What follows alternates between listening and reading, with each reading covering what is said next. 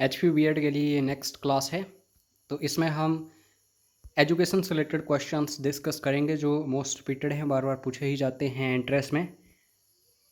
हर एक क्वेश्चन को खुद अटैम्प्ट करना वीडियो को पॉज करके, और कोई भी डाउट्स क्वेरीज क्वेश्चंस हो तो व्हाट्सएप कर लेना। वीडियो के लास्ट में आपको व्हाट्सएप नंबर मिलेगा। तो पहला क्वेश्चन है आज के इस वीडियो का, where was the national adult education programme that is NAEP launched. राष्ट्रीय प्रौढ़ शिक्षा कार्यक्रम जो है कब शुरू किया गया था? चारों ऑप्शंस आपके सामने हैं। एग्जाम में एज इट इज़ क्वेश्चन आता है ये। बिल्कुल सही आंसर जो है दोस्तों, ये हमें 1978 में देखने को मिला था। सी ऑप्शन बिल्कुल सही है। नेक्स्ट क्वेश्चन, ये दोस्तों संविधान में जो शिक्षा है उससे संबंधित प्रश्न है। Equalisation of educational opportunity is provided in dash of Indian constitution. किस आर्टिकल में है? भारतीय संविधान के डैश में शैक्षिक अवसर की समानता प्रदान की गई है। दोस्तों ये चीज़ DPSP में है, ठीक है, directive principles of state policy. तो ये 45 आर्टिकल में है। तो डी ऑप्शन आपको याद रखना है। ये भी क्वेश्चन रिपीट होता है कई बार। Next question, MOOC stands for. Full forms पूछी जाती हैं बार बार एंट्रेंस एग्जाम्स में। Massive online open online course, तो ए ऑप्शन इसका सही है। Next question, who is the chairman of revised national policy of education committee. तो इसका सही आंसर होगा दोस्तों राम मूर्ति। और ये जितने भी कमीशंस हैं या फिर पॉलिसीज़ हैं या फिर कमिटीज़ हैं, इनको हम पेड कोर्स में ऑलरेडी डिस्कस कर चुके हैं, वीडियोस की फॉर्म में भी और PDFs में भी और MCQs भी, ऑनलाइन मॉक टेस्ट वगैरह। और आने वाले टाइम में और भी मॉक टेस्ट मिलेंगे जिन्होंने भी कोर्सेज ज्वाइन किए हैं। अगर आप भी ज्वाइन करना चाहते हैं गवर्नमेंट सीट के लिए, एक ऑनेस्ट अटैम्प्ट देना चाहते हैं, तो व्हाट्सएप जरूर करिए 9816401767। नेशनल एजुकेशन पॉलिसी डॉक्यूमेंट जो है दोस्तों, इसमें कितने पार्ट्स हैं? तो आप सभी के सामने ऑप्शंस हैं। तो इसमें बेसिकली 12 भाग हैं। तो यहाँ पे सी ऑप्शन बिल्कुल सही होगा। उसके बाद आ गया Wood's dispatch 1854। According to Wood's dispatch the medium of instruction should be. तो इसमें बेसिकली 2 लैंग्वेजेस के ऊपर फोकस किया गया था, लेकिन यहाँ पे ज़्यादा वैल्यू किसको दी गई थी? ज़्यादा वैल्यू दी गई थी वर्नाकुलर्स को, ठीक है। तो यहाँ पे अगर वर्नाकुलर्स ऑप्शंस में हो तो आपको यहाँ पे यही चूज़ करना है, सी ऑप्शन। अगर दोनों हो, अगर वर्नाकुलर स्पेशली ऑप्शन में ना हो तो आप इंग्लिश एंड वर्नाकुलर्स चूज़ कर लो। उसके बाद नेक्स्ट क्वेश्चन इंपॉर्टेंट है, which of the following is not an advisory board education.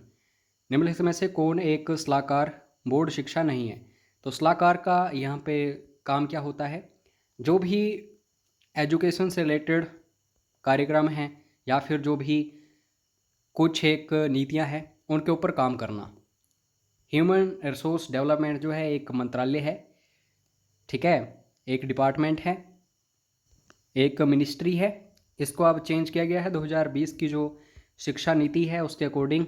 अब इसका नाम जो है एजुकेशन मिनिस्ट्री पड़ गया है, लेकिन पहले HRD होता था। बाकी ये जितने भी हैं, चाहे मैं CAB की बात करूं, UGC की बात करूं, NCERT की बात करूं, तो ये दोस्तों एडवाइजरी बोर्ड एजुकेशन है।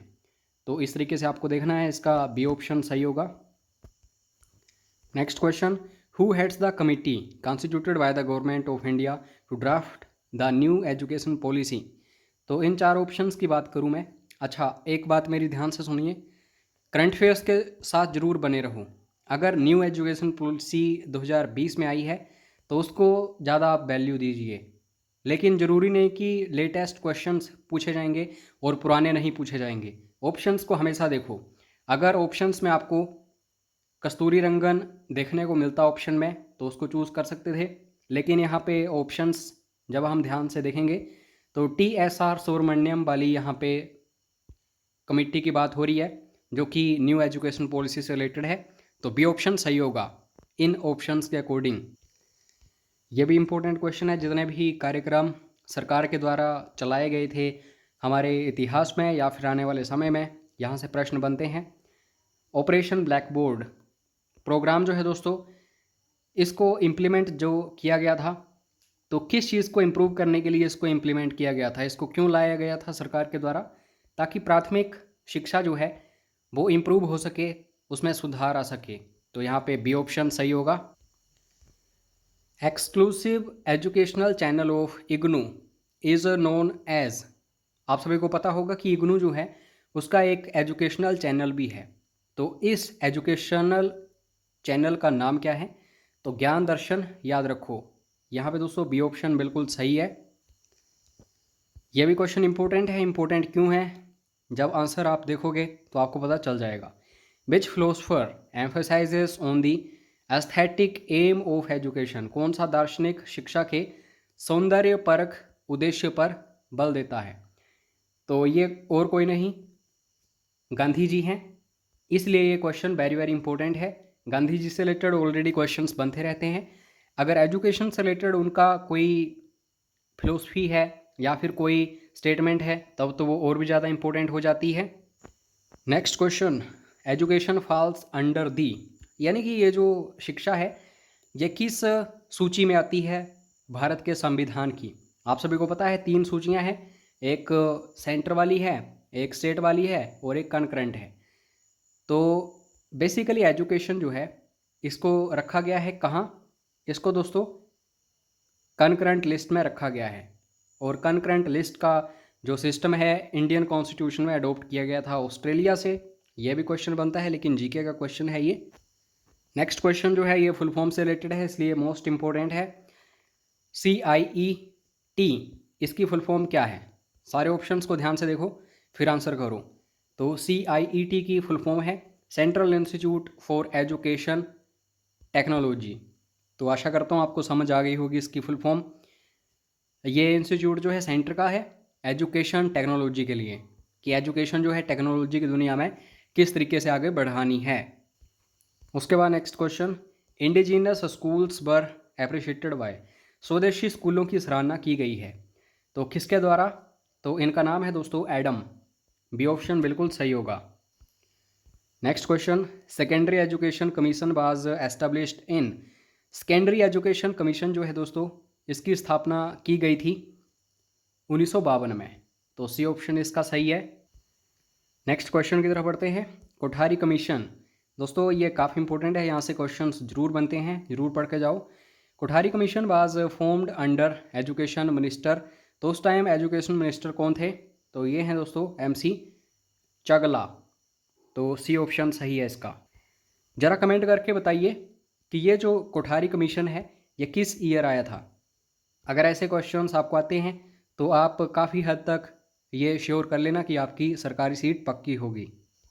नेक्स्ट है, in which education system student was termed as Shramana. श्रमण एक ऐसा शब्द दिया गया है, तो ये कहाँ पे दिया गया है? किस प्रणाली में छात्र को श्रमण बोला गया है? तो ये दोस्तों बौद्ध जो प्रणाली है उसमें जो छात्र होता है उसको श्रमण बोला गया है। तो आपको ये याद रखना है, सी ऑप्शन बिल्कुल सही होगा। नेक्स्ट क्वेश्चन की तरफ बढ़ते हैं।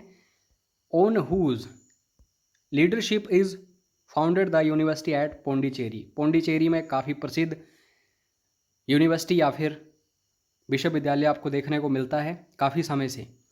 तो इसकी स्थापना की थी श्री अरविंदो घोष ने। तो सी ऑप्शन इसका सही होगा। Next question, south Asia university जो है दोस्तों ये कहाँ पे सिचुएटेड है? तो साउथ एशियन कंट्रीज़ की जब हम बात करते हैं तो जैसे इंडिया हो गया, नेपाल हो गया, पाकिस्तान हो गया, श्रीलंका हो गया, ये सारी कंट्रीज़ जो हैं कहाँ पे आती हैं? साउथ एशिया में। तो साउथ एशिया यूनिवर्सिटी आपको न्यू दिल्ली में देखने को मिलती है। तो ये क्वेश्चन वेरी वेरी इंपॉर्टेंट है, अच्छे से देखना। नेक्स्ट क्वेश्चन है, which of the following organisations deal with capacity building programme on educational planning. Educational planning जो है उसके संदर्भ में कैपेसिटी बिल्डिंग प्रोग्राम जो है इससे डील करने वाला ऑर्गेनाइजेशन कौन सा है? इन 4 ऑप्शंस को ध्यान से देखो, एनसीईआरटी है, यूजीसी है, एनएनसी है और एनयूईपीए है। तो बिल्कुल सही आंसर होगा एनयूईपीए।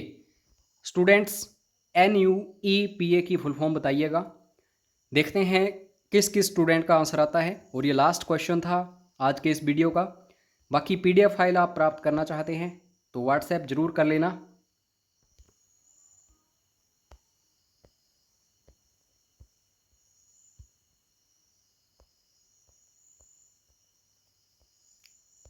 तो मिलते हैं नेक्स्ट वीडियो में, तब तक चैनल को सब्सक्राइब करके रखिए, बेल आइकन को प्रेस करके रखिए। जय हिंद, जय हिमाचल।